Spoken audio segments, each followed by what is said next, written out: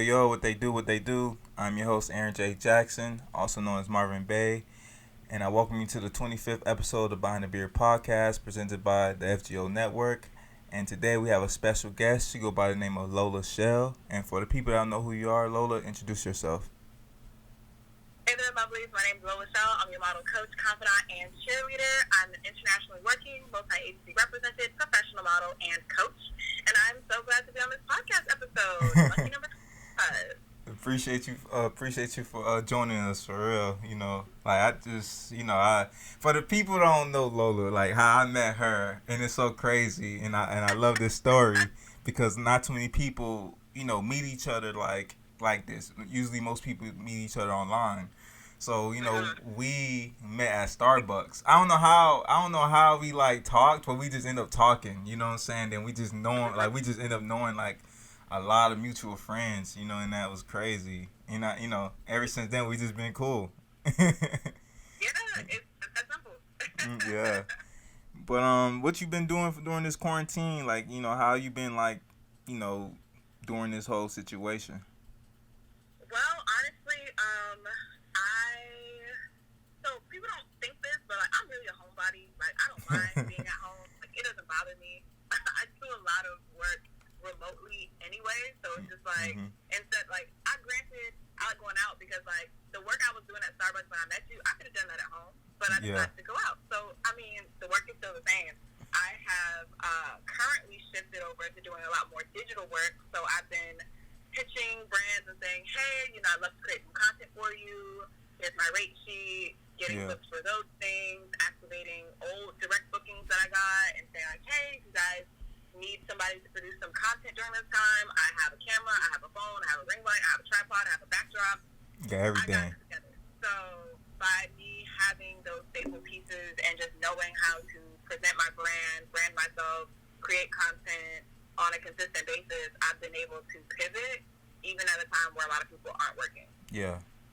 So you kind of pretty much taking advantage during this time, while everybody's kind of chilling, you pretty much still getting work done. And that's kind of good because, in the future, this is what life is going to really be, staying inside and getting work done, Yep, exactly. Mm-hmm. So now it's time to make that adjustment because if you can't adjust now, when this happens again and as it continues to happen, you are going to sink further and further behind. Mm-hmm. Yes. How you been dealing with self-care? I see you be working out, on IG Live and stuff like that. Yep. That's so funny because it all ties back into one another, but it's kind of like a double-edged sword. So I feel like to do anything, you have to have accountability, and some people don't have a lot of self-accountability, so they need other people. And honestly, I tell anybody who has a problem with holding themselves accountable, put it on social media. If you put out a post that says, hey, I'm going to be popping up on your Instagram Live, your IGTV every week, once a day, doing a live workout, it's different than when you just tell yourself you're going to work out. You know what I mean? Yeah. So, yeah. I've been really keeping up with it. No matter what, every single week I do at least one full workout, and I do a nice skincare regimen, minimum once a week, because I do the IG Live series where it's every single day I have something different for people to do and learn from. Mm-hmm. I think that's amazing because based on me doing your research and me knowing you, you're very inspiring, and especially for women, and I love that because I feel like a lot of women need that inspiration. You know what I'm saying? And just not even just women, just people in general as well, because it shows you that you keep on going, nonstop, nonstop. This is, if you want to be in the industry, you have to have that work ethic. Even if you could, even even if you just do one little workout a week, that's self disciplining yourself. You know what I'm saying? It's preparing you for the next achievement in your life. Yes, it is. Yeah. So, where are you from originally, and what was your upbringing like? So originally, I am born and raised in Pompano Beach, Florida. Mm-hmm. My upbringing was great. I had very little to worry about. Middle class family. Both of my parents went to college, got degrees. My dad really good at co-parenting. He gave me access to. Both my parents pushed education, but my dad was definitely like, no, you gotta definitely get more than one degree, and you have to travel. And my mom balanced that out with, yes, you need education, but you also need artistic outlet, and you need to keep yourself up physically. Yeah. So it was a very nice balance for me. I think my upbringing was great. That's amazing. That's amazing balance, though. One of your parents telling you one thing that's positive, and then your other parents telling you another thing that's positive that makes you keep on. It's like getting the best of both worlds. Absolutely. That's good, man. Believe it or not, some people might not agree with, their parents, but sometimes, I'm not gonna lie, sometimes your parents know a little something, you know what I'm saying? Yeah, they know a lot more than they let on to, too. Exactly. You might not want to admit it to them, but low key, damn, they right. Yup, and it's the worst, too, when it's when you realize that they're right, but you still don't want to do what they're saying just because they're the people saying it. Yeah, exactly.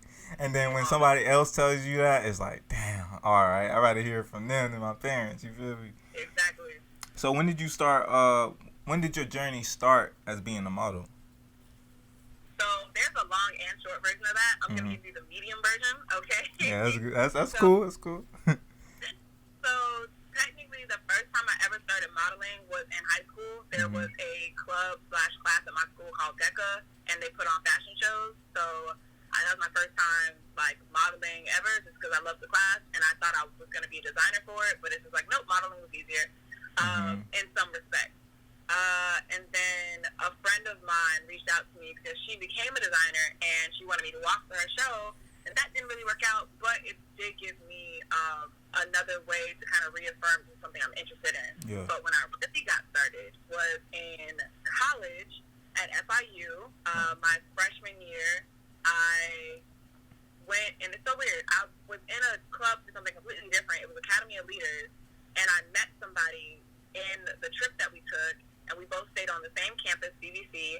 And he hit me up. He was just like, hey, I'm starting a modeling troupe. You should come out and try out. And from there, it was history. I was in the first graduating class of Eclipse Fashion Society. I was one of their first models to start doing their shows, everything like that. Yeah. What was your major? That was your major? That's important.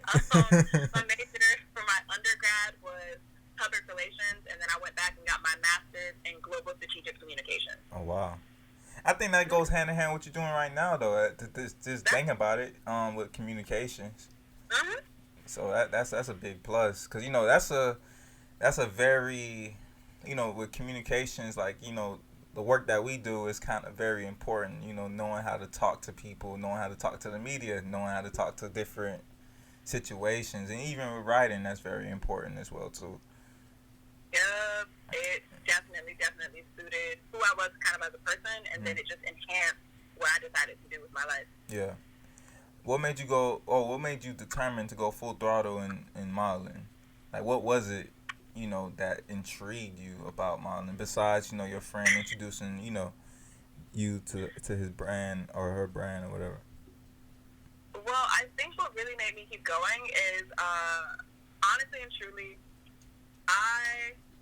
while I was inside of the modeling troupe, I decided to start freelancing during the summers and things like that, and it was really good, and I gained some traction, and I kind of saw the ins and outs of what I thought was the industry at that point at a very, very, very small level of the industry, and I was like, I can do this. If I can do this, if I can train other models, if I can produce these shows, if I can style models, if I can do all of this in the modeling space, I should try to be a model, period. And if it doesn't work out, I have 2 degrees, multiple certifications to fall back on. And all of those certifications and degrees are in communication. So whoever I decide to work for or work with, like, I have that connection already, and I can just, I guess, cash in on who I already know in the industry, because public relations is all about who you know. Hit it! You hit it right there. Pardon? I said you hit it right there. You hit it right there, because it's all really about who you know. Exactly. And if I accumulate all these people who I've worked with, whether they're stylists, makeup artists, hairstylists, whatever, I can bring that arsenal with me if I decide to stop modeling and do something in the communications field. Yeah. And how did you gain the confidence in modeling? Because, you know, I'm not gonna lie, you know, I do my little modeling here and there when people ask me to, and I ain't gonna lie, it brings me a little anxiety. But, you know, I know starting off, you kind of have like, oh, what do I do? Or is it, you know what I'm saying? How did you gain that confidence to do that? So I feel that me starting off, like having my real roots inside of a modeling troupe, helped with that a lot. And when I say a lot, I mean like that is where my surety, my confidence in modeling truly came from. Because if you want to lead a routine, if you want to be the first one to lead a designer segment, if you want to do those things, you have to have not only a strong personality but skill. And the person who ran this modeling industry, Jamal Morrison, also known as Lamage, he was not going to put you out in front if you could not carry it. So naturally, when I moved through the modeling troupe and I started getting these higher ranking positions, and I'm at a place where I'm teaching techniques to new recruits, I am leading runway segments. You get to a place where it's just like, well, if I'm doing all these things, I know what I'm doing. There's nobody who can tell me that, oh, my technique was sloppy, or, oh, I don't know how to walk, or, oh, I don't know how to pose, because I'm doing all those things and doing it as the creme de la creme of this troupe. So once I got into freelancing, it's just like, okay, I still know I'm amazing. So I can grow, but I know what I know about myself. So that's where the confidence kind of stems from. Yeah, most definitely. And who were like the models you was influenced by that make you do what you do now? Like in like editorial work, it could be anything. So I thought it was really interesting. One of the first and foremost, like major models, Tyra Banks. Oh, that's a god. That's a goddess. I mean, she's the person who showed you that models are more than just pretty faces. She built an entire brand and pivoted throughout her career. So it's just like, if you want to look at any model in particular who can literally take any negative thing that she's heard in the industry, pivot, and profit, that is who I look at. Yeah. Absolutely, bar none, Tyra Banks. And then there were just local models who, and you can probably like attest to this, like just in the industry period, you'll always have people that when we first started out, they were already like top of their game, and you're just like, man, I'm in the same room with this person. Yeah. Oh man, I'm working with this person, or now we're doing the same shows, and it's just like, wow, like this is great. And then, you know, you may keep going and surpass them, or, you know, you might always be on their same level, or sometimes they might keep going and they'll just blaze the trail for you. But there's a lot of models in South Florida that when I first started, they were already at that like level. It's like, wow, you know, like she's confident in this, and she's working with these people, and just their like appearance, how they carried themselves, and who they were was really, really inspiring. And then I grew to be on their level, and you know, still working and still doing it the same things that they're doing, and there was still room for all of us. So I think that in itself, inside of just like the South Florida industry, has really, really helped me out. Most definitely. Going back to the Tyra Banks, I don't know if you've seen, I think I sent it to you one time when it came out, but the Tyra Banks interview she did with the Breakfast Club. I don't know if you've seen the interview. I saw, like, I don't think I finished it because there was another interview that I really got into for her business. She went to Harvard and stuff like that, so she gave an interview for that. Okay. But I remember portions of that interview with the Breakfast Club. She was doing a media tour because she had something new coming out, and then she did it again for Model Land. Yeah, so Model Land. Yeah. It for me. Yeah, like what I've got out of that interview, it made me like, you know, you got to give your roses while people are still here. You know what I'm saying? Like, because you realize she did a lot. She did Next Top Model, and she did other endeavors that, you know, that she probably did. I can't even name on top of my head, but it made me realize, like, damn, modeling. Even by me being a photographer, I know this, but modeling is a form of art. You know, you have to perform in different situations that people, the average person can't do. You know what I'm saying? And that made me realize, like, yo, Tyra don't get the credit that she really do deserve. You know what I'm saying? Like, she's been through a lot, yo. Like, been through a lot, man. And, you know, that low key, you know, she kind of really, you remind me of her. Like, you know what I'm saying? Like, a lot. Like, for some reason, like, the fact that you're teaching, you know, the fact that you have your university, coaching and stuff like that, she does that. And if you notice in Next Top Model, she really likes you. She's going to put it in your ass, so like, you could do this. I want you to win. You know what I'm saying? So, and I remember as a jit, like, I used to really like watch Next Top Model, like, cause my aunts used to watch it. So I was like, okay, whatever, like, you know what I'm saying?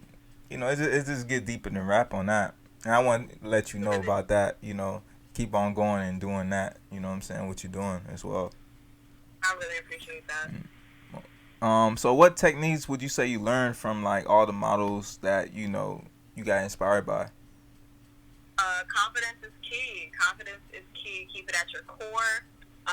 Make sure that at the end of the day, because this is an industry that's, like, really unforgiving. Like, people are going to tear you down. You're not going to be a fit for everybody. You're not going to work in every campaign, every opportunity. So if you are not strong internally, this industry will defeat you time and time again. So you really, really have to have that confidence and that core assurance at all times. Yeah, most definitely. Do you remember how your first shoot went? Do you? I can remember a couple of shoots that I had early on in my career, and one of those shoots, I can definitely plug this because I'm still cool with photographer. His name is Walter Woodworth, and he is super, super dope, very artistic. And I think that was probably, like, some of the best shots I ever had in probably, like, the first year that I was modeling.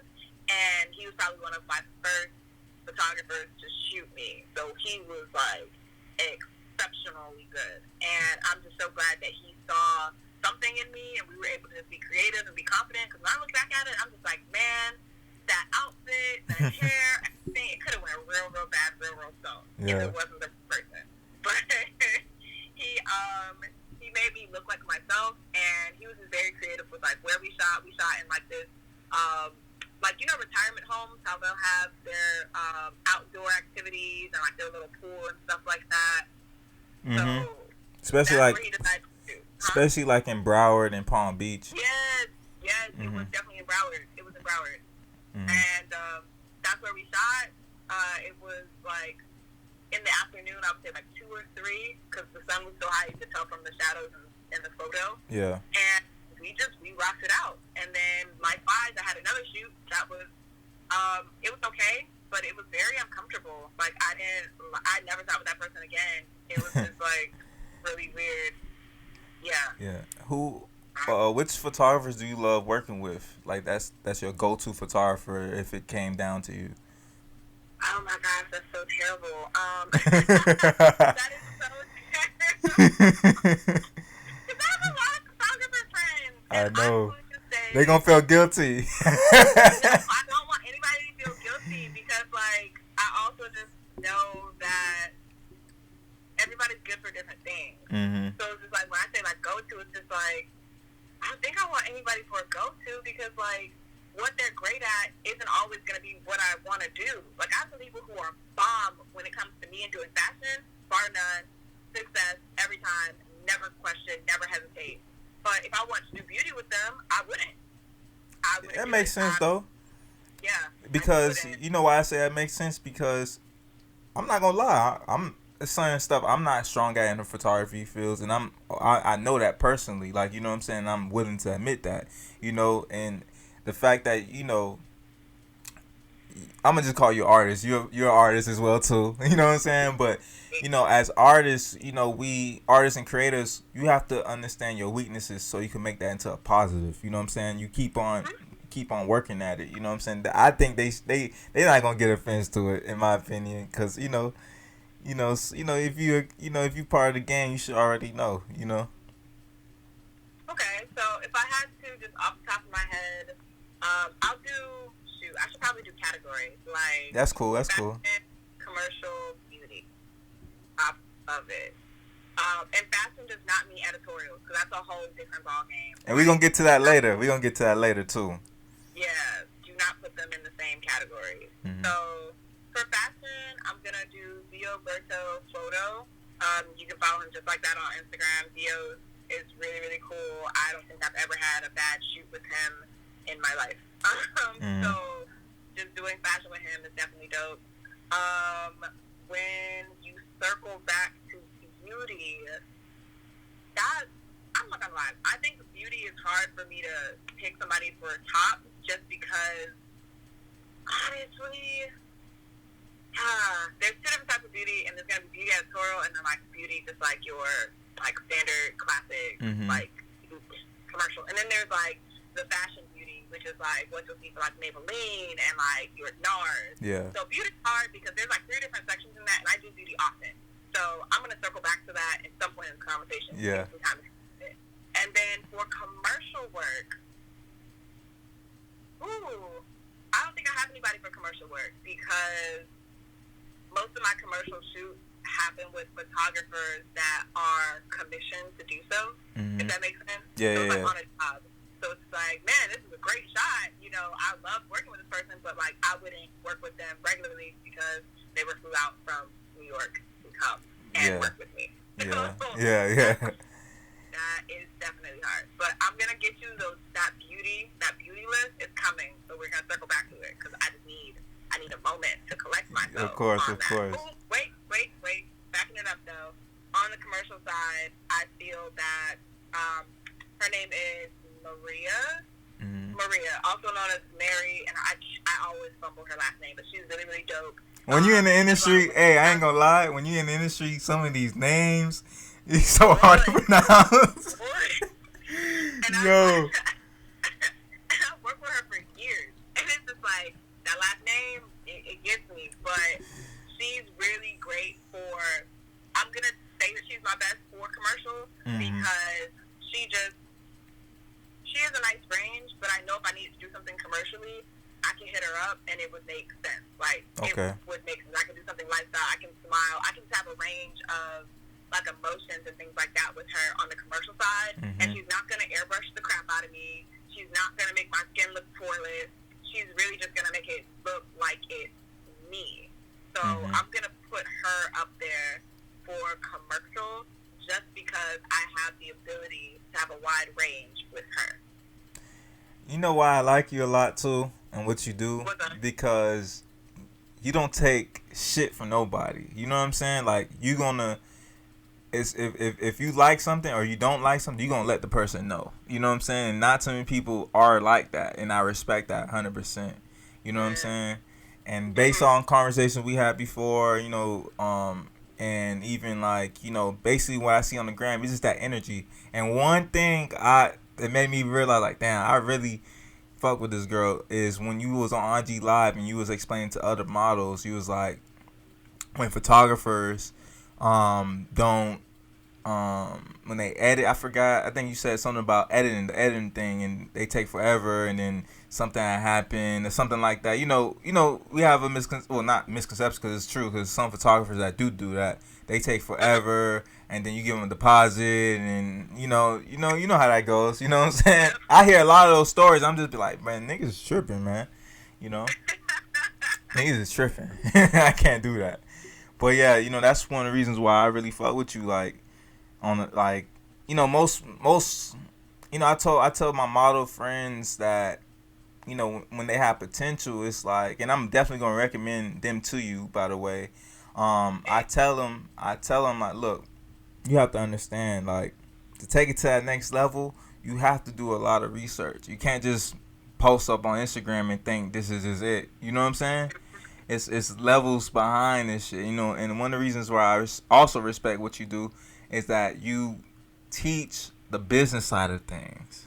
You know, business is key in whatever endeavor or whatever creative thing that you do or anything in life. It involves into a business. You know, but explain about the, you know, the university, the Model University, and, you know, and talk about your role under that as well too. Okay, so Model University is, I'm just gonna say it's God sent because, and I'm gonna explain why I say it's God sent in a moment. But Model University is the virtual model online school. Like, that's what it is. You go there if you want to be a model and you want resources, you want education, you want actual access to people who are already in the industry, you want to network with other models. Like, you do all of that in Model University. That's what it's for. Because when I looked around over my personal career, the only people who advertised developing models on a major scale was like Barbizon and John Casablanca, and in all of those cases, it just felt like a scam. Every model who graduated from them was no closer to being a huge success, was no closer to booking all these paid work. It just seemed very scam-like, and though they have their success stories, it's not every model's experience. And was this in South Florida? That school, those schools were in South Florida? Both of those schools have satellites in South Florida, but they're all over the country, and they have really strong sounding. Like, the people who founded them were really big in the industry, which is why it took them like so far. And some of their success stories are like really big celebrities. But again, if you're churning out thousands of people a month, do you really think that all 1,000 of those people are really going to be major success stories? Do you think that you're really going to get, you know, 100 of them signed? Do you really think that one of them is going to shoot to the top every graduating class? No. Mm-hmm. And that's what they continuously promise. So when I made my school, it started off being an academy because I thought it was going to be like, okay, you know, a couple classes here and there. But when I realized, like, and I saw what I wanted it to become and what it is going to become, I was like, nah, this has to be a university. Like, I'm going to get this accredited at some point so that when you're done going through certain courses in the university, you can be like a certified model, like have certification, like recognized by the state, that type of vibe. Mm-hmm. So inside of the university, though, I'm going to give you a short run of what people can enjoy right now. It's free to enroll. You have the model prerequisites, which gives you a model orientation. It gives you all of the free amenities that I've accumulated over the last 3 years for models. It gives you a textbook called Modeling 101, How to Make Your First $1,000 as a Model. That's free. I eat up the cost for printing the book, but because it's coming straight from the actual manufacturer of the book, people do have to pay shipping and handling. I'm like, I already paid for the book itself. Like, you got to get it shipped to you. That's the whole ordeal. On God. On God. Yeah, but then last but not least, because I love doing things in threes, you have a free online class that shows you how to find the money in your market so it matches your niche with your location so that you can make the most possible money wherever you are. So that's what you can get now for free in Model University. And then, of course, we have a bachelor's and a graduate program. The bachelor's program is a monthly membership program, and we delve deeper into different subjects like finding your niche or finding a photographer or doing your makeup or how to figure out if you're trying to agency. We get into all that every single month. Wow. This is amazing. Like, you know, I was preaching on Instagram. I be preaching on Instagram too. Like, I tell them right now is a perfect time to take advantage of these free courses that they have out here. You know what I'm saying? Because, you know, you ain't got nothing but time. You know, it's time to learn, because when this die down, you could be 10 steps ahead of everybody and people gonna be looking dumb. You know what I'm saying?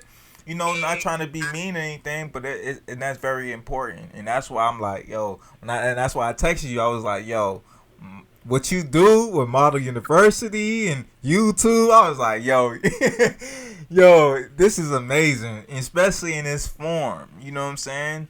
Like, especially in this, you know, the photography aspect of it and the modeling aspect of it. You know, what intrigued me, what you just said right now, finding the photographer. And I have a lot of homegirls that model, and they was, you know, sometimes they tired of modeling bikinis and stuff like that in South Florida. And I was just like, damn, that's a good question. Like, how do they find a photographer? And in my mind, all the good photographers that's into what I'm into, and, you know, editorial works and stuff like that, and commercial campaign work, is in New York. You know what I'm saying? And the fact that you're in South Florida doing it is just amazing. You know, and that's just amazing, man. Like, you just hit it right there. You just speaking gems on top of gems, yo. That's all I do. Yeah. Yo, what they do. So far, I hope you guys are enjoying episode 25 of the Lola Chél interview. But right now, you better tune into the interlude part of the episode. And for the people that's not in tune with the podcast, in the middle of each episode, we have a small little playlist that each guest provides for us. You know, whatever tunes they decide they want to play for you guys. You know, and this part, you know, Lola, she kind of went different, you know, compared to the other guests that we have. She kind of catered to the women out here, and I really fuck with it. She did her thing, man. She did her thing. You know, not discrediting all the guests that we had. You know, y'all did y'all thing too, but, you know, we got to get the girls in for the one time. You know, for all the ladies that's gonna tune into the interlude, I suggest you guys put y'all phones up. You know what I'm saying? And get y'all Instagram and start twerking and turn up and get you a little wine and put your wine in the air. You know what I'm saying? Or get you a little spliff. You know what I'm saying? So, you know, you guys enjoy yourselves. And in a few, we about to tune right back into the interview. Peace. Can't stop, won't stop, get guap. 10 white toes and them Tory flip-flops. Manicures and pedicures, I'm always tip-top. When they say I'm not hot, all these lies need to stop. Cause I'm icy, wifey, haters wanna fight me. Never been the one get RP up on a whitey. Keep my hands clean, got some hitters moving shicey. Ask me if I'm rolling with some Gucci, bitch, I might be. It's very unlikely, my wrist ain't looking icy. Charging by the minute, cause my time is very pricey.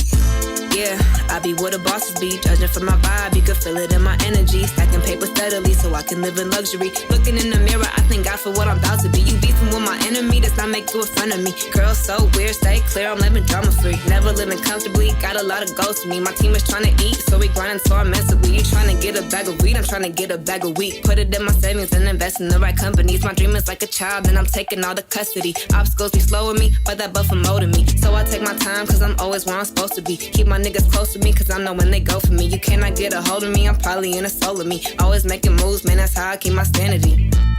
Yeah, it's my team summer. Couple setbacks, bounce back and recover. The clip real small, but we making big moves. And we headed to the top so we can get a better view like. I'ma catch a tan overseas while I'm out the country. Let me get some Hennessy while I'm chilling on the beach. I'ma count a couple G's, let the server bring receipts. Double checking my expenses, never messy, always neat, never ever. Ask how a hot girl do it. Number one stunner, icy girl with a Cuban. Cash money mama that be dining in Bahamas. Eating fettuccine pasta with the scallops and the lobsters.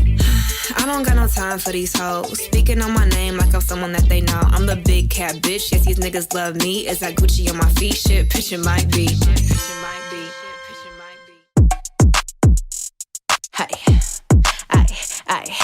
I ain't never need a nigga money cause I make it. But if that nigga wanna pay a bill, I'ma take it. I live a lot of zeros, but I don't fuck with no losers. Two type of people in this world and I'm a chooser. I was in the club with my trick eating suya. By my freaky friend, cause he know I ain't gon' do nothing. He be eating everybody pussy, I can't kiss him. I'ma give him back when he broke, I can't fix him. Should've saw his face when I ran it up in Louis. I'ma treat the nigga how he look. I'm a rich bitch with some rich friends. If he buy for me, he gotta buy for them. I'm a boss bitch, I don't need help. I'ma tell him to buy it, but I can get it myself.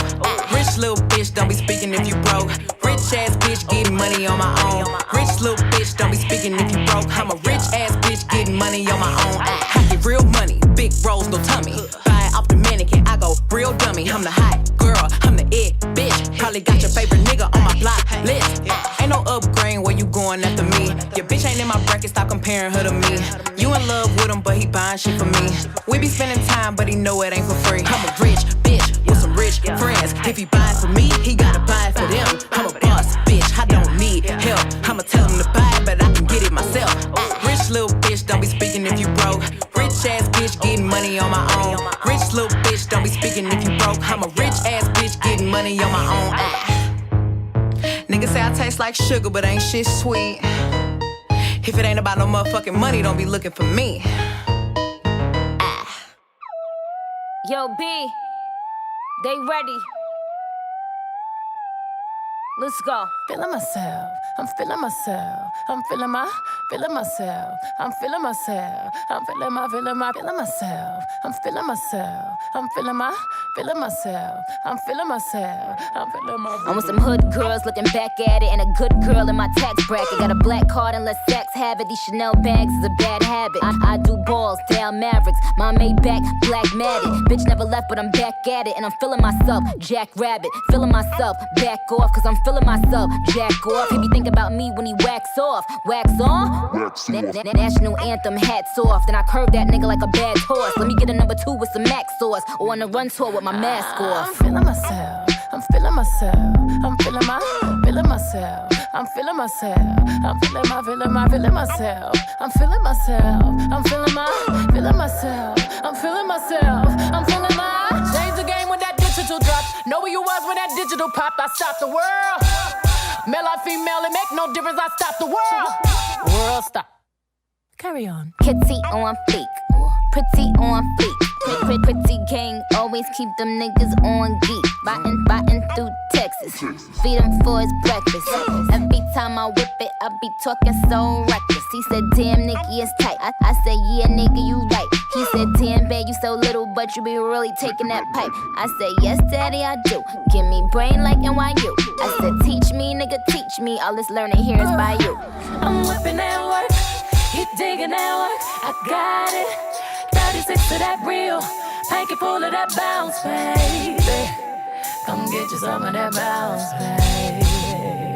I'm feeling myself, I'm feeling myself, I'm feeling myself, I'm feeling myself, I'm feeling myself,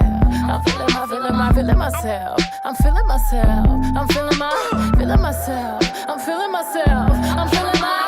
Cooking up the bass, looking like a kilo. He just wanna taste, digging up my ego.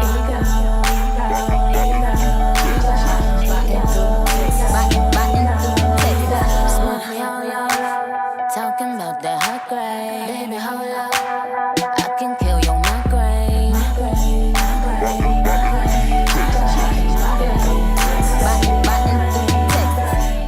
When would you say? What would you say was your big break in the industry for you? I think it's funny. I don't think I've had a big break. I think it's just been a lot of consistent work. Mm-hmm. I think that is something that a lot of people don't think about, because and that's for 2 reasons.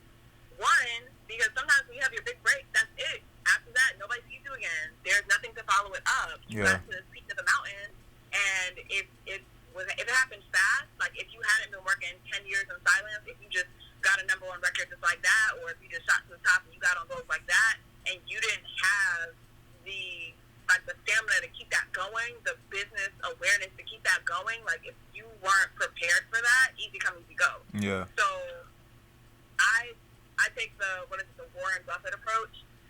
It's so simple to get rich, but people don't want to get rich slow. It's so simple to be successful, but people don't want to get successful slow. They want it instantly, and that's not how it works. Especially this generation, our generation and class and age group.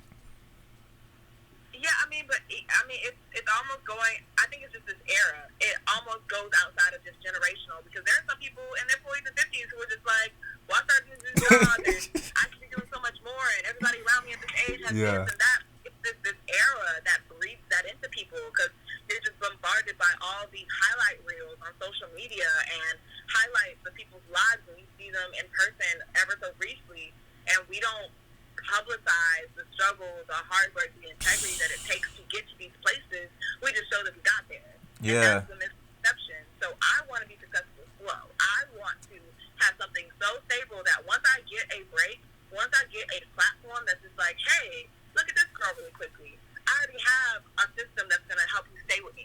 Because it's not like, oh yeah, you're gonna check me out on Instagram. That's it. Nope. Ha, funny.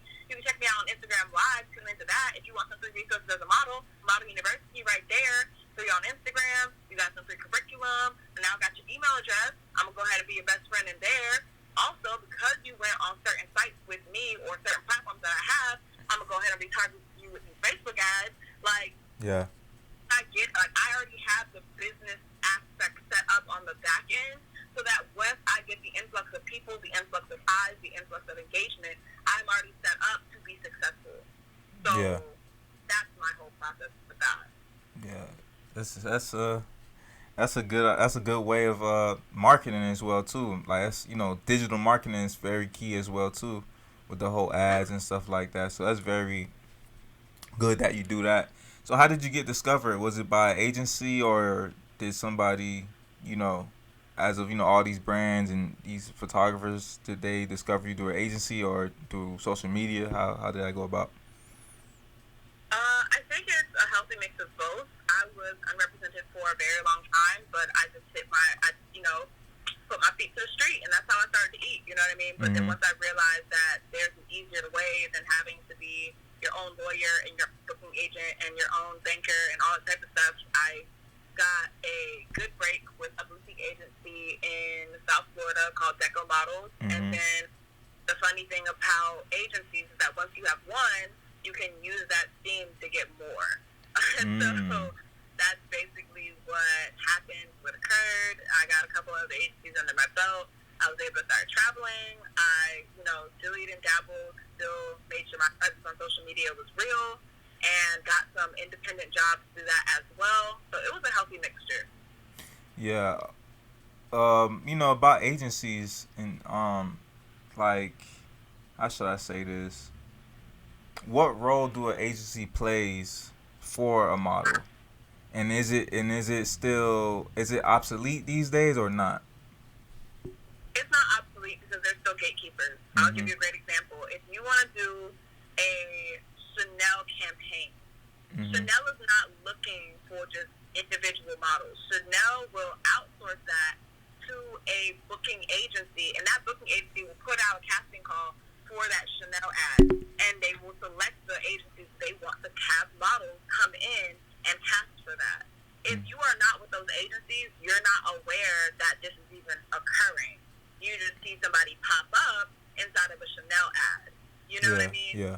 So agencies are obsolete because how these brands are getting talent has not shifted to a social sphere. You know what I mean? Because at the end of the day, these brands are still businesses. You run the risk if you take like a freelancing model to be in your campaign or be in anything that you're doing. You run the risk if they don't show up. There's nothing holding them accountable. With an agency, there are qualifications. This agency didn't just pick somebody and send you somebody. No, this agency picked a model who they've already briefed. They know they can deliver. They've gotten their books together. They already have the product package. That's what an agency provides. If you are a freelance model, there are going to be some jobs you will never have access to. Wow. And that's just what it is. That's just what it is. So, yes, agencies are popular. They are a tool that can be used. But if you ever want to transcend needing an agency, become a brand yourself. Because when you become a brand, when you have the visibility, you can actually go to the social media department of a Chanel and say, hey, I would love to put your brand in front of my followers who already reacted very well to this photo of me in your Chanel bag, and this photo of me using Chanel lipstick, and this photo of me doing this and that with Chanel, and I'd love to do a campaign with you. Here's my rate sheet. That's the only alternative right there. Being a brand or being very well represented to get to some of these unattainable jobs. Yeah. How can a model like go about of finding these agencies? Do they have to apply online, or how do they go about with that? I mean, I think right now, just in this quarantine era, online applications are best because now these agencies can actually see them, and that's the only option for a lot of people right now. Online submissions. So definitely get into that. What are your measurements, and do you have to have a specific size for the industry, and why? You don't have to have a specific size. I am currently 5'8" on a great day with my hair out, 5'7", flat-footed, and soaking wet. And everything. Yeah. So I am 5'7", 5'8". My bust is a 32B. My waist fluctuates between a 24.5 and a 25, depending on, what time of the year it is. And then my hips are a solid 36. And I don't think we need to go over inseam and things like that. So those are the standard measurements that you need. And I come in weighing 119 right now, which is probably the heaviest I've ever been in my life, thanks to muscle progression. All right? You don't need to have certain sizes. You just need to know your niche. So many models fall into the trap of, oh, well, I'm not 5'9", and I can't do runway, so I can't model. Like, no, there are 20 different niches that work in this industry. If you are short, look for niches that don't require height. Parts modeling doesn't require height. Alternative modeling doesn't require height. Beauty modeling does not require height. So I don't think you need to have certain measurements. I think you need to pick a niche that works for you. Mm-hmm. So we explained earlier commercial shoots, beauty shoots, editorials. I remember the photographers for beauty, if you want me to plug them now. Go ahead, do it. Do your thing. All right, so rounding out our beauty category is Ionary. You can find them at Ionary Studio, and then Tiana at TSoFab or Tiana Photos. Both of them are great. I've done a number of shoots with them for different reasons, but they have super high quality work, and I think both of them I've either done campaigns for or editorials for, and specifically in like a beauty space. So they're both dope inside of the beauty category, and I think that's everything for photographers. Now go ahead with your original question. So yeah, we explained about editorial, commercial shoots, and beauty shoots. Can you explain to the people what that is, and can you tell us what is the difference between all three of those? So just to be sure, we're doing the difference between commercial, fashion, and beauty? Yes. Okay, so the types of shoots always pivot on the niche that you're shooting. So notice commercial, fashion, and beauty are all also modeling categories. That's really, really a thing. So in commercial shoots, it's going to be more everyday. It's always going to give you a day in the life of type of vibe. You are able to smile in commercial shoots, and you will not still have very relaxed clothing. Commercial also is a range. So you can have commercial fashion, you can have commercial beauty, you can have commercial print, because commercial just means that it is appealing to a very wide market. Just like commercials do in media, they appeal to a wide market. Every commercial that you watch, it might be tailored to the market that it's being pushed in, but it's made to appeal to a wide market. So anytime it's a commercial shoot, you're never going to have anything that's super overdone or really, really out there, because you want your shots to appeal to a wide variety of people. When it comes to fashion is more of storytelling. That's when you can get into different. It focuses more on the clothing, but it's storytelling nonetheless. So for fashion, which is why so many people get it confused with fashion editorials, you always want to remember that the focus is the clothes. The focus is the clothing. The focus is the clothing. The focus is the clothing. If you are not selling the clothing, you're not doing your job as a photographer or a model in a fashion shoot. Okay? That is something to just keep in mind and always be aware of, because that's what it's for. So any of your poses, any of your looks, any of the styling, it's all to really push the clothes. So if somebody looks at a fashion photo and doesn't want to buy the clothing, somebody didn't do something right. Okay? Yeah. That's what it is. Just, being honest. And then last thing, beauty. Beauty is anything from the chest up. Just that. The chest up, it only focuses on, your face. It encompasses, when you think about, makeup and hair and certain types of jewelry, it's all to sell things, and your face is super important. So in beauty shots, you always want models to have clear skin or just really good facial expressions. That's what beauty shots are really going to focus on. They are always going to depending on what the product is or what the purpose of the shoot is, it's always going to highlight the face of the model as well as whatever product they're trying to sell. So if it's a lipstick and the lipstick's not in the shot, it's going to be put on an overlay, then you got to make sure that the model is serving amazing face, but that the lips are still, thought of. That when it comes to retouching, that has to be a focal point. So in beauty, you really have to have strong face and really good skin to really carry through a lot of those shots. Yeah. As a photographer shooting portrait photographies, like, getting the face and skin, shooting with a 50 millimeter or 85 millimeter, you're really getting in focus of like the face. So you're gonna see every little detail. So that's why with beauty, I definitely understand that. I never done it, but I could definitely understand that, especially on the photographer point of view and stuff like that. That's why all that shit has to really matter when that comes down.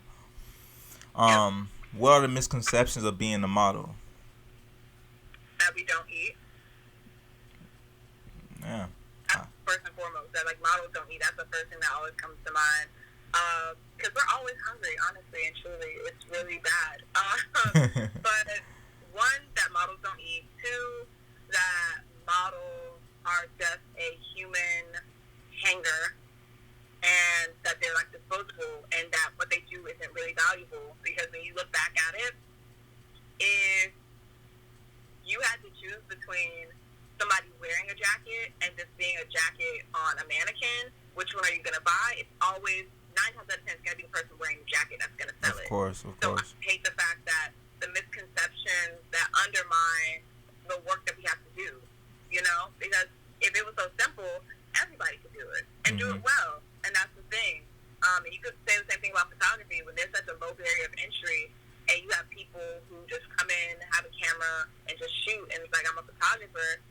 And the same thing with some models. They'll just come in, pose really quickly, only have like 3 poses that they're good at, and like, I'm a model and you should pay me. It just gives a whole different vibe, and it feeds these misconceptions. It feeds the misconceptions that, models are just, people with pretty faces who just strike poses, and that's it. It undermines the fact that we have to sell. It undermines the fact that we have to be on set for half days, full days, like just reoccurring. It undermines the fact that we have to deliver in every single shot so that the client can sell. Yeah. That's what it kind of undermines when you have all these misconceptions. And I see a lot. I'm about to scream, man, because it's like that right there. I'm glad you said that, because I see that a lot on Instagram. You know what I'm saying? I'm just be like, me studying other photographers in the game in the past and stuff like that. Seeing, and I'm not knocking. You know what I'm saying? It takes time to develop, and it takes time to, they probably just starting. But what I don't like is when people just claim what they are, and you just see the work, and it's not really, you know what I'm saying? Like, it's taking away the artistry, especially in the photography side of things. When people just pick up a camera and they think it's, oh, okay, I got the aperture right, so shit, I'm a photographer. No, it gets deeper than that. It gets deeper than that. You know what I'm saying? I tell people all the time, in order to say that you're a master at something, you got to study before you get to X, Y, and Z. You know what I'm saying? Absolutely. So what? Before I ask this, what photographers did you look at that you was amazed? You know what I'm saying? Because in my point of view, I look at certain models that I'm like, yo, her work is amazing. I look at Naomi Campbell. That's like, to me, I met her. Matter of fact, I seen her in Art Basel. I seen her like right next to me, like in Art Basel. I was at a what party was it? It was a Prada event. My homegirl from New York, she invited me, and we was like upstairs at this hotel, but we ended up going downstairs to get some fresh air. And next thing you notice, we look to our right. She's walking up the stairs that we climbed. That we went down. She's with a whole bunch of security. And the security weren't all black, of course. And then you just see her in this what's that color? Like a Carolina blue color. She was just like an angel just walking up the stairs. I was like, yo, we just seen Naomi Campbell, you heard me. But yeah, I low-key forgot what I said. I just, I had to let that know, because I forgot all about that. You know what I'm saying? Asking me what photographers Oh, yeah. always been amazed with their work. Yeah, what photographers were you amazed of their work? Because when I look at models, I look at like I said, Naomi Campbell, and other models that I can't name on top of my head, and I just get inspired by just their work.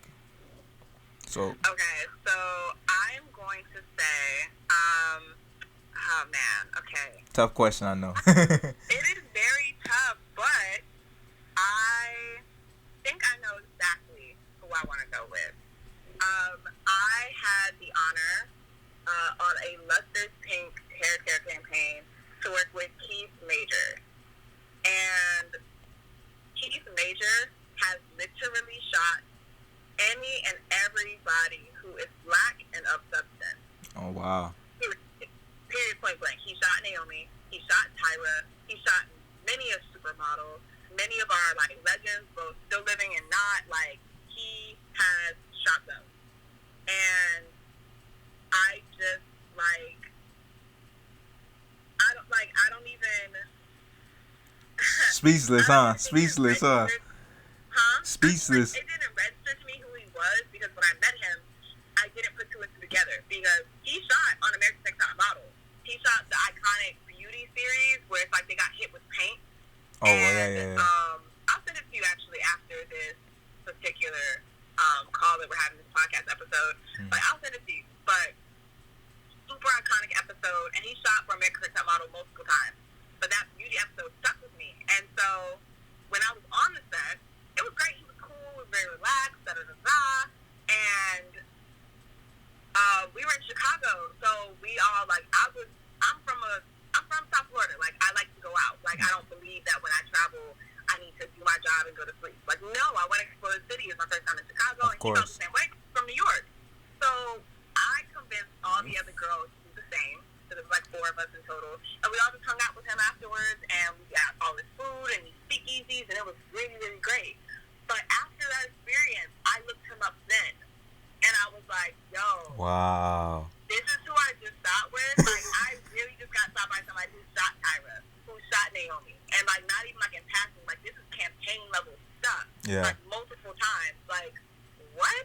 Foreshadowing. I love to see it. Yeah. It's so crazy, because I've been in them similar type of moments, with people that you looked up to, that, you just are fans of, and you would never think that you would, I would never meet him, but, whatever. I met my 2 favorite photographers of all time, and I'm just like, yo, I used to look up to these niggas, you know what I'm saying? And at that moment, it don't resonate, but when you just go back home, or whatever the case may be, you're like, damn, I really did that. You know what I'm saying? I did something for Rick Ross with his latest project for Port of Miami 2. And sometimes that stuff don't really hit me until somebody reminds you. Yo, you just did that for X, Y, and Z. I'm like, oh, shit. You know what I'm saying? Just yesterday, somebody just sent me on Instagram the names of, people that was part of the project and stuff, which I already knew and stuff like that. But, Nipsey Hussle was in it, Just Blaze, you know what I'm saying? All those, legends. And my name is by those names, you know what I'm saying? And that shit don't really resonate until somebody has to tell you, So I definitely know that feeling, And it's shocking. You get speechless with it. It really is. Mm-hmm. How would you describe your style? I guess the simplest way is minimalistic glam. Mm-hmm. I like to do a lot, but not too much to where it's just overbearing. Mm-hmm. That's just my whole vibe. I love dressing up, but I also keep in mind certain things that I've learned in life. Normally the person who dresses the loudest is normally the brokest in the room. So we're not giving off those vibes. Facts. So I dress to look good, definitely approachable, definitely memorable, but never over the top, because I'm not at the level where that's necessary, nor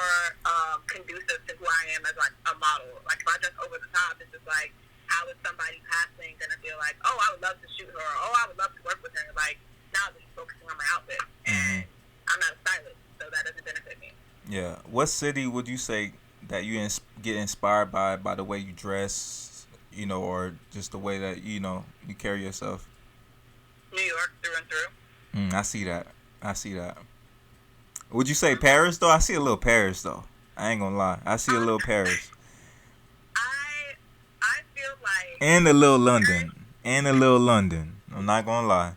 I feel like the European scape of things is what I will grow into, if that makes sense. Like, Yeah. I know in like years to come, my style will definitely get more on like a European wave where it's like much more simplistic. Yeah. But the quality of the clothing, like the cut, the tailoring will be like exuberant. Like it'll just be top tier.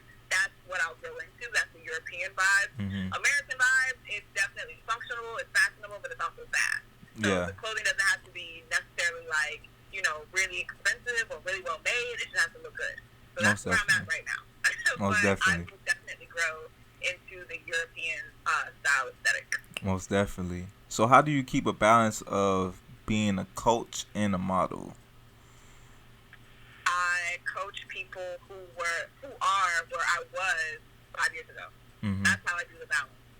It's very hard to tell somebody who is getting the same jobs as you, the same way that you're getting, like, let me coach you to get to this level. Like, no. I know that right now I'm able to model full time. I'm able to pay my bills. I'm able to travel. I'm able to live a comfortable lifestyle solely on modeling. I also know that there are some models who are living in surplus with their careers.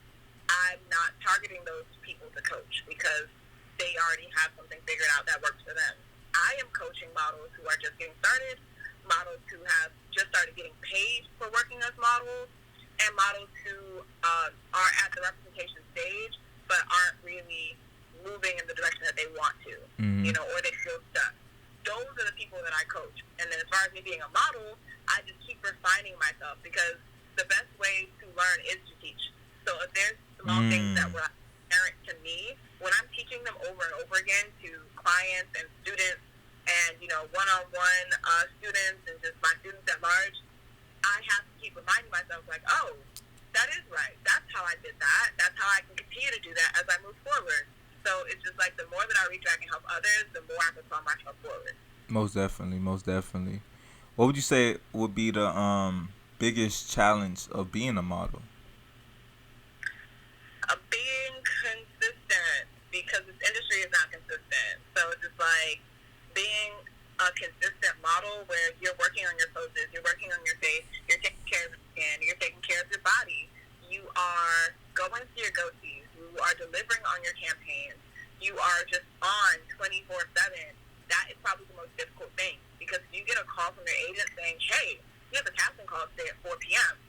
and it's literally 2 p.m. You have to figure out how you can make something shake, whether you have to get on, you know, public transportation or call Uber or get in your car. Is your makeup done? Do you have your model bag with you? Are you dressed properly? You know, are you properly groomed? Are you going to show up like they're expecting you to from the pictures that they casted you from? Yeah. These are all things that are super difficult, but if you can master being a model consistently, you're over the hardest part. Most definitely, yeah. And like you said, the industry is not very consistent, so you have to find a way. And it all ties into what you're doing, to be honest with you, with the whole coaching thing, because you're telling them based off of experiences that you've endeavored. You know what I'm saying? So that's very, I like how you just, you know, explained that. Explain how important it is. Explain how important it is to stay in shape in this industry, you know, in this career as well too, because you know that I think one of the hardest things is staying in shape and eating properly, you know, eating, you know, fruits and vegetables.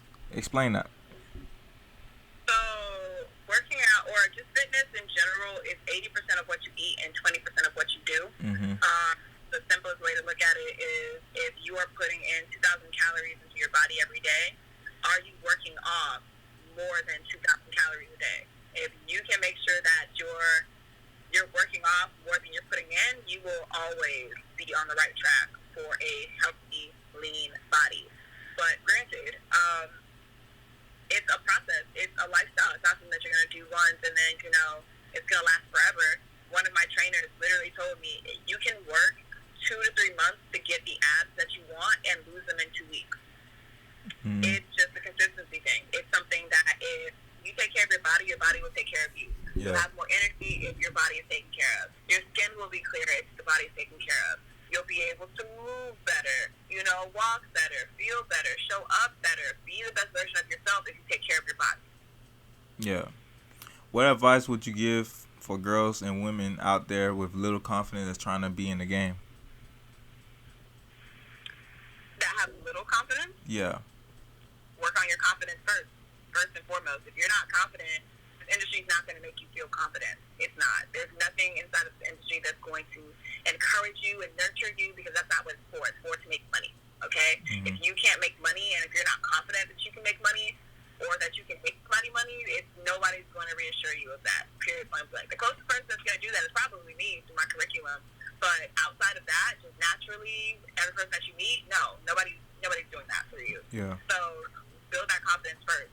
Like I said earlier in this interview, you need to have your core together, your core confidence, your core assurance that you are who you are and you are valuable and you are validated. You have to have that intact before you try to come into an industry that will literally suck the life out of you. Okay? Facts. Y'all better listen. So being a black woman in this industry that's predominantly white, how do you honestly feel about seeing more women like you in the game compared to back in the days where it was just less than us? I feel like it's amazing because something I've always told I'm not avid about it. Like, I don't like shove it down your throat. I'm not like, well, you want to know how to be like, No, of course not. Of course. No. But in all honesty, if you look at the facts, any time that black people, and in this particular situation, black women, have broken down barriers, it has allowed others to walk over those barriers, okay? It has allowed every single time, because if you as a black person can show that if I represent your company, people will still buy, people will invest, you will tap into new markets by using my face and my image and my likeness and my brand, which other people find a likeness to. They find themselves and they live vicariously through it. You are now tapping into people that before did not believe that you were for them. So anytime that black people are able to do that, especially inside of modeling, black women able to show that black is beautiful. I know that sounds corny, but it's real. Anytime that you're able to show that, it allows other people to have access to things that they did not have before. And that's on period. Because if you look in modeling history, period, point blank, when black models started to get into the industry, it opened the doors for Spanish models. It opened the doors for East Asian models. It opened the door for Southeast Asian models. It opens the door for everybody because we're the other end of the spectrum. It is not white, it's black. Yeah. Now, everybody in between, once you get to both ends of those spectrums, you are now able to say, well, I mean, if we were able to do it this way and we were able to do it this way, I'm pretty sure there's other ways we can do it as well. That, my dear friend, is the key. So the more that we're able to do that, the more opportunity everybody as a whole has in this industry.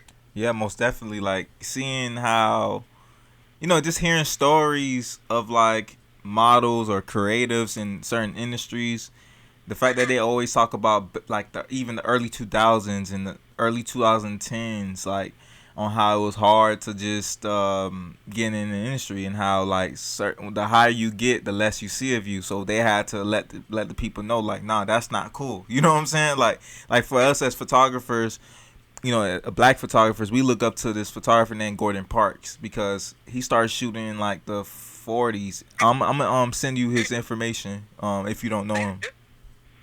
Say it again. I said, please do. Of course. Like, he started off like his first, he got a camera by just walking into a retail store in the 40s. It could have been the 40s or the 30s, and they said, look, we're going to give you this camera, and we're going to give you some clothes, and just go out there and shoot, and we're going to see if we like you or not. He ain't know nothing about no camera. He ain't know nothing.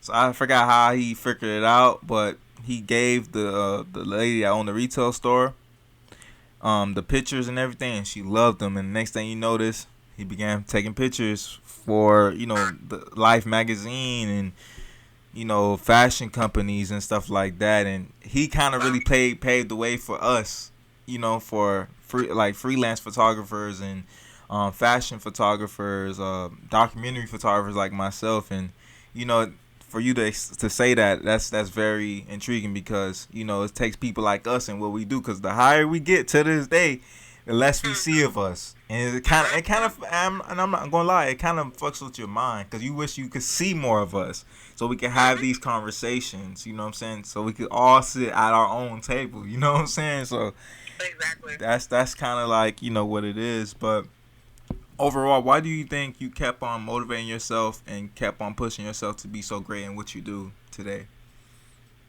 Because I saw what happened in my career before I knew what I know now. Mm-hmm. Like, I've seen how I've developed to be at this point, and now that I'm at this point, I see very clearly where I can take this. Mm-hmm. And because I'm aware of that, because I understand what my goals are and where I want to take this, I know that I can keep going. And plus, like, it's not like, I've hit my peak or anything yet. Like, I have a good solid 10 years, of pushing boundaries and making things shake before it's just like, okay, all right, I'm good. I'm going to shift over now, Mm-hmm. And even at that point, I still have a plan. Yeah, you got to always have a plan, because in order for you to take those 10 steps, your brain got to tell you, I got to take these 10 steps. So that's like a plan right there. You dig what I'm saying? So always have to have a plan. Like, you can't get into anything and expect like, oh, okay, I'm gonna make it. No, you have to put in that work. You gotta if you got a calendar, get you a calendar and write down your monthly goals. You just gotta be organized. You know what I'm saying? I could go speak years and years or days for that, but on that, just gotta be organized. Let's see. What else we got? We got a few more questions left. Mm-hmm. What is your dream modeling job? What do you think? What is your dream modeling job that you think you would love to do? I feel like there's so many ways to answer that, but I personally would love to do a Chanel or Burberry campaign. Yes. They are multifaceted brands. You can do like Chanel fragrances, you can do Chanel makeup, you can do Chanel clothing, you can do Chanel bags, you can do Chanel home decor. So it's a multifaceted brand. So it's just like same thing with Burberry. And they're both classic brands. Like, it's not like, oh, it's here today, gone tomorrow. Like, no, these are staples in the fashion industry. So it's one of those launching pads that you can tap in multiple layers, as well as appeal to just a different audience and show your validity inside of the industry, because people don't just, wake up and get Chanel ads. You don't just wake up and they're in the next Burberry campaign. Mm-hmm. It's just one of those opportunities where it can yield more opportunities. So I would definitely love to work at that scale, because at that point, like, once you've done, one campaign for Chanel, if they like you, if they make you a Chanel girl, or same thing with Burberry, you are now doing campaigns for all of their tiers, not just their makeup or not just their fashion, not just their bags. Now, if you can walk, Mm-hmm. now you're on their runways. So it's so many opportunities wrapped up into those brands because of how they are formed, that I would love to have the opportunity to work as a model on one of their, or multiple of their campaigns. Most definitely. How, in your words, how would you describe beauty? Beauty? Mm-hmm. Like, what is beauty to you? Like, that, to me? Mm-hmm. Beauty is coming to terms with who you are. I think that's one of the most beautiful things you can do, because you can be a pretty face all day long, but that beauty is fleeting. You know what I mean? Like, there's nothing that's going to sustain you once your looks fade. So if you can come to a grip of who you are as a person and just be that person, there's so many beautiful things that will stem from that alone. People will be able to relate to you. You'll be able to help people live vicariously through you and whatever you accomplish in life, regardless of how you may look on the outside. You are somebody on the inside, and I think that's the most beautiful thing that you could possibly do. Most definitely. So what's the future looking like for you? What's the future things you got going on that you know you're going to be doing in the future? If we could get that exclusive access, you know. Well, I mean, career-wise, right now, I'm not gonna lie to y'all. I'm just trying to make sure that I am able to pivot with this new normal. So right now, my particular career, I am using everything that I've learned to this point to become a better model and a better coach. So I, right now, am working on, and with some of y'all favorite brands, on social campaigns. Okay. Stay tuned for that. Alright? And then inside of the Model University, I'm still making new curriculum all the time. Like, the next month of content for the bachelor's program is about to drop for May. Like, by the time you listen to it, it'll probably be, you know, up and out and ready. So I am constantly working in and on both of my brands to make sure that as people start to catch on, I'm already, you know, 10 steps ahead, you know, still making things move and still being top of mind. Well, most definitely. I really can't wait. I really can't wait. I see you on that billboard and be like, yo, that's my, go ahead. Lola do her thing. She do her thing, man. I can't wait for that, boy. I'm going to definitely take pictures. Hey, Lola, I see you now. Most definitely. Last question. What advice would you give a young aspiring model that wanted to take the similar path that you took?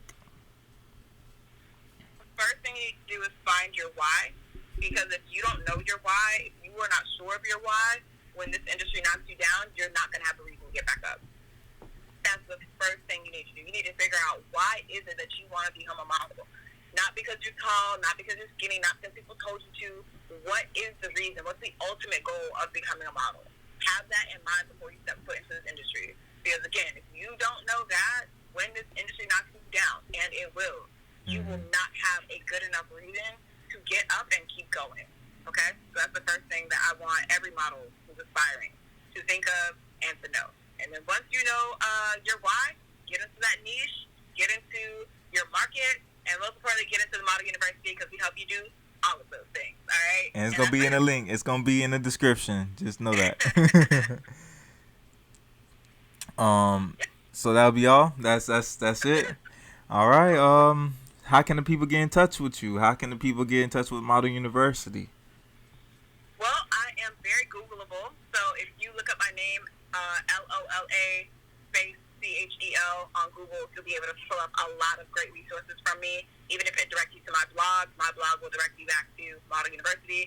But if you want to keep it simple and keep it social, you can follow me on Instagram at LOLACHEL. And from there, you can also find me on YouTube, things of that nature. When it comes to Model University, you're going to type it in grammatically correctly, MODELUNIVERSITY. Okay? That's how you can search it on Google. If you want to find it on Instagram, you're just going to add a "the" in the beginning to write out the Model University. Boom. Okay. Again, Lola, I appreciate you for joining us today, man. And I really hope you're getting well with this whole quarantine stuff and not staying inside, but you know, we still do a little in and outs, do what we gotta do. But I hope you staying safe. And I really, again, I appreciate you for being a part of this episode. Well, thank you so much for having me. This has been a really, really good time and definitely made me think. Yeah, most definitely. So, everybody, I'm out and see you next episode. And that's a wrap for episode 25 of the Behind the Beard podcast. I hope you guys really got enough game, especially the women out here that's trying to be, future models, as a career. So, the reason I love the way that Lola was explaining on how business is very important in the model industry, because if you don't know your business, they gonna take advantage of you in this industry. Most definitely. And I'm a big advocate on that, you know what I'm saying? And if you notice, a majority of all my episodes, every single person talks about business, understanding the business side of things, because majority of everything in this world resolves into a business aspect of everything. So to all my upcoming models, make sure you get your business straight. And this is a perfect opportunity to join Model University, because I'm telling you, this is a smart investment. So take advantage of this. This is a perfect opportunity to take your art and your career to that next level that you want to take it. So ladies, invest into your mind, your body, and your soul. But on that note, as you know, follow me on all social media platforms at by Aaron J. Jackson, BYAARONJJACKSON. And follow the FGO Network on all social media platforms at Fuck Going Out, FUCKGOINGOUT. And make sure you follow and subscribe to the FGO Network on YouTube, Spotify, Google Podcasts, Mixcloud, Stitcher, and Apple Podcasts. On that note, see you next episode for episode 26. And I'm out.